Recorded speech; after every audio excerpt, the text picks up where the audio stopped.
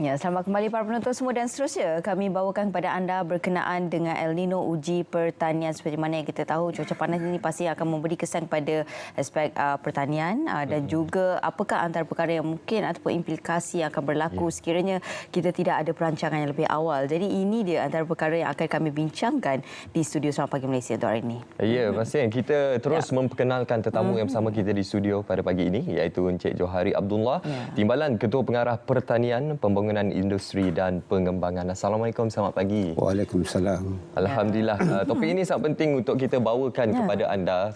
Seperti mana kita melihat kepada ulasan daripada pakar-pakar yang meramalkan El Nino berintensiti kuat diramal melanda dunia, termasuklah kita di Malaysia ini. Betul? Tidak kurang menerima tempiasnya. Dan pastinya bercakap berkenaan El Nino ini, mungkin kita boleh war-warkan kepada masyarakat apa antara impak utama kesan El Nino ini, khususnya kepada sektor pertanian negara.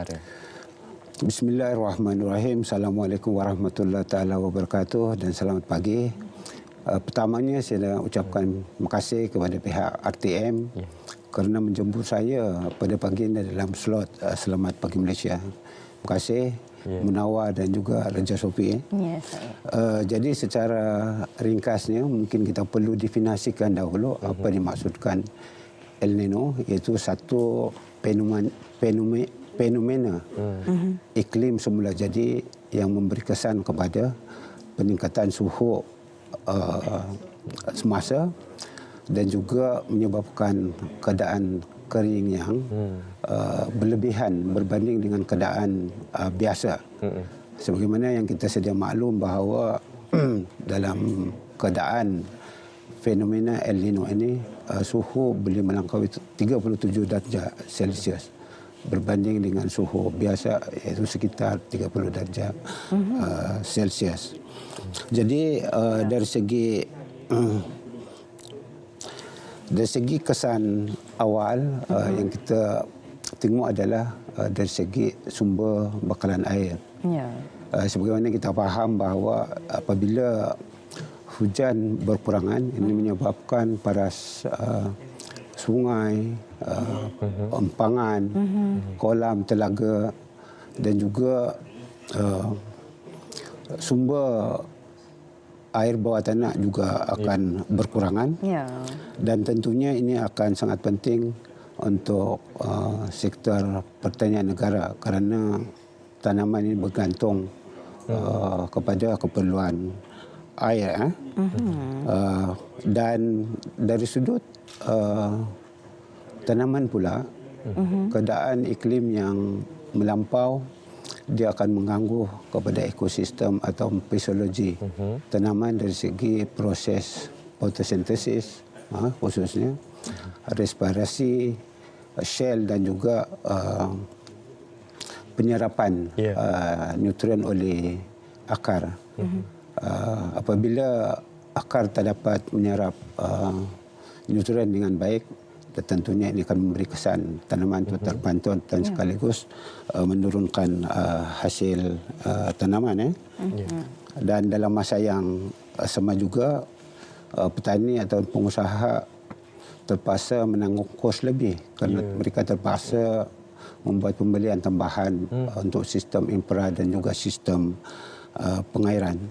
Tapi Munawar dan Sofia, kita juga harus ingat dari sudut positifnya ada juga kesan positif, kesan daripada keadaan cuaca yang panas, terutama kalau tengok dari segi kualiti buah terutamanya dengan proses fotosintesis yang penuh, dia akan merangsang pengeluaran kandungan gula untuk kemanisan buah.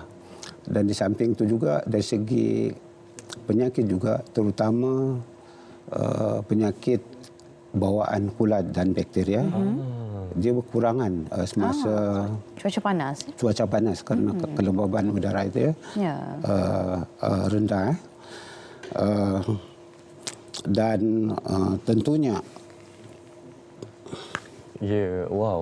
tentunya dari segi beberapa tanaman tertentu, umpama kata mangga dan durian, keadaan cuaca panas yang memberi stres kepada pokok, dia boleh merangsang pengeluaran bunga yang banyak dan sekaligus memberi hasil yang tinggi.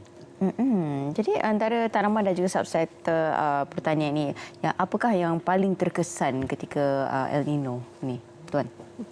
Okey, semasa cuaca panas secara keseluruhannya, kebanyakan tanaman terkesan.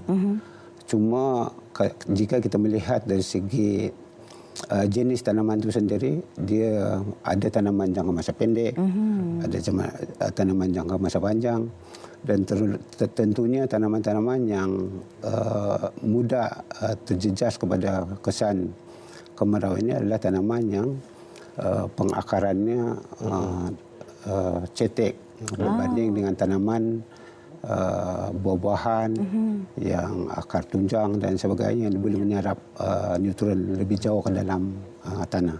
Okey, itu tadi penerangan yang kita dengar. Selalu yang kita fikir El Nino ni kan membawa kesan negatif sahaja kepada sektor pertanian. Namun ada beberapa subsektor tertentu seperti yang telah dinyatakan tadi, sebagai contoh untuk tanaman buah akan meningkatkan lagi kualiti melalui proses fotosintesis suhu yang panas sekarang ini. Ialah tadi Tuan menyentuh antara buah yang pasti kualitinya akan bertambah baik tadi adalah buah mangga kan. Buah mangga, mengingatkan saya kepada sejarah Malaysia sebelum ini yang pernah mengalami suhu ekstrim, titik terpanas di Malaysia iaitu di Cuping Perlis. Ya, betul. Sebab itu orang kata dekat Perlis buah mangga memang dari segi kualiti memang terbaik. Harum manis antaranya.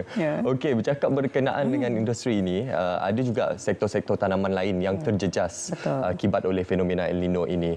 Jadi apa antara langkah-langkah utama untuk kita mendepani situasi ini, khususnya untuk kita mengelakkan daripada situasi yang lebih dampak yang lebih buruk daripada terus berlaku?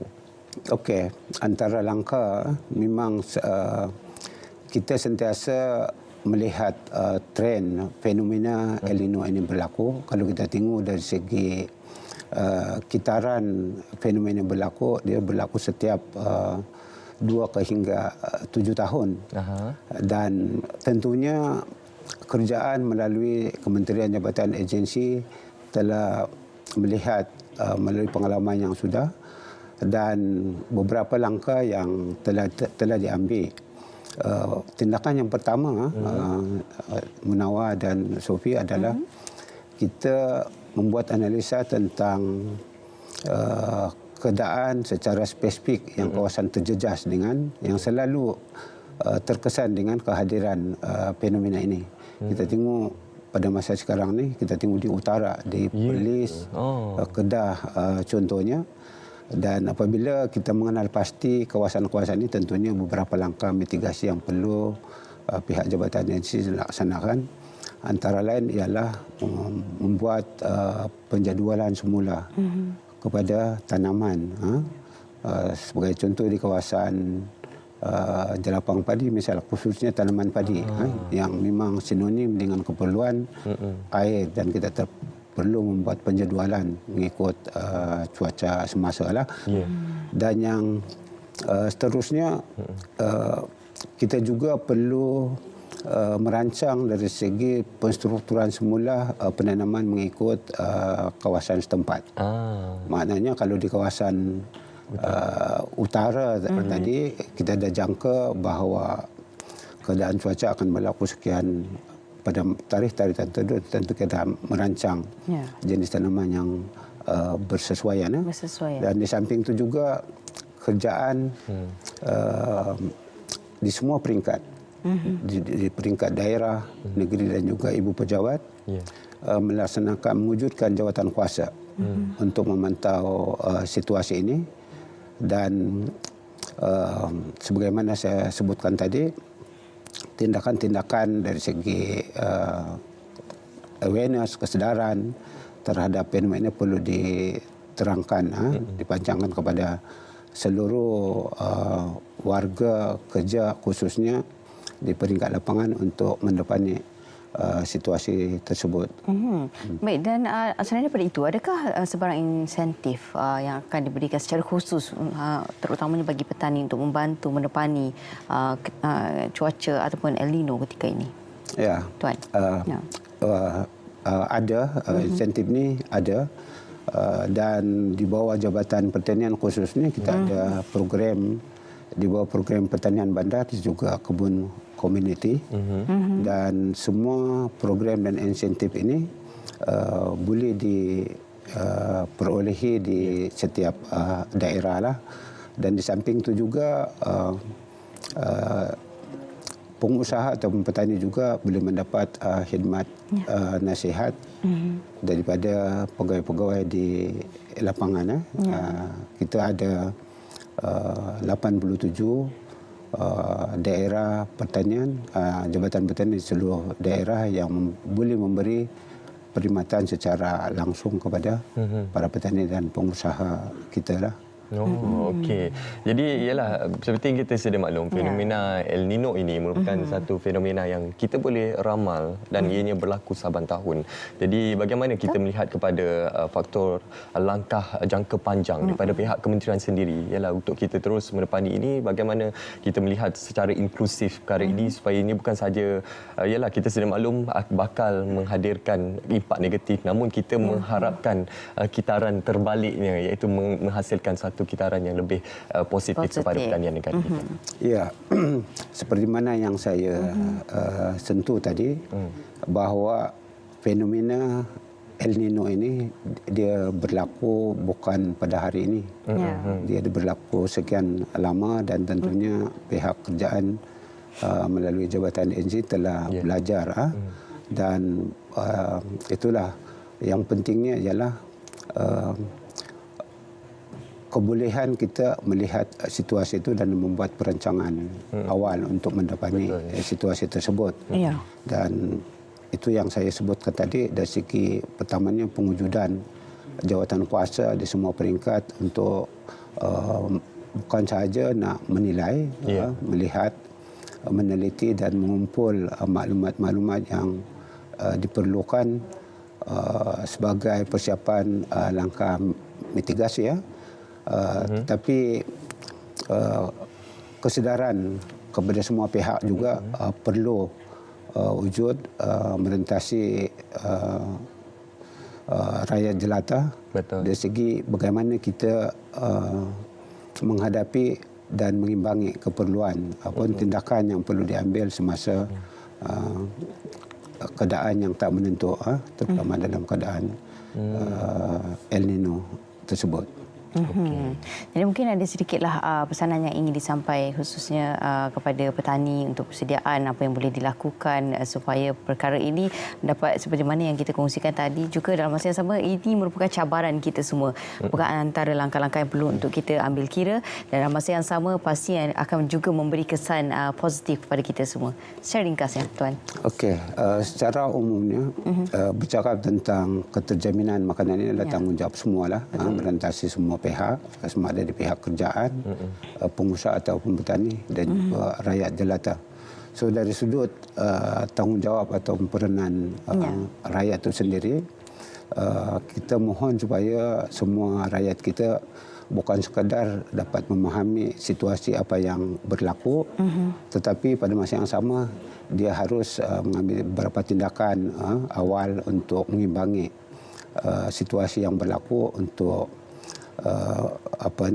menampung keperluan sara hidup, boleh memulakan usaha untuk menanam tanaman yang kita boleh katakan di bawah konsep kita tanam dan kita tanam dan kita makan apa yang kita tanam untuk keperluan rakyat. Dan yang lebih penting ialah dalam situasi yang kritikal ini, semua rakyat juga